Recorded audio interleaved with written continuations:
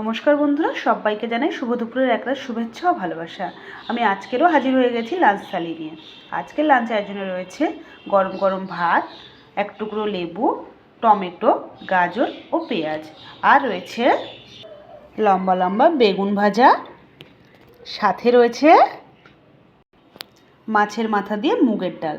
তো বন্ধুরা, বেগুন ভাজা আর মুগের ডাল তোমরা কে কে খেতে ভালোবাসো? আমি তো ভীষণ ভালোবাসি।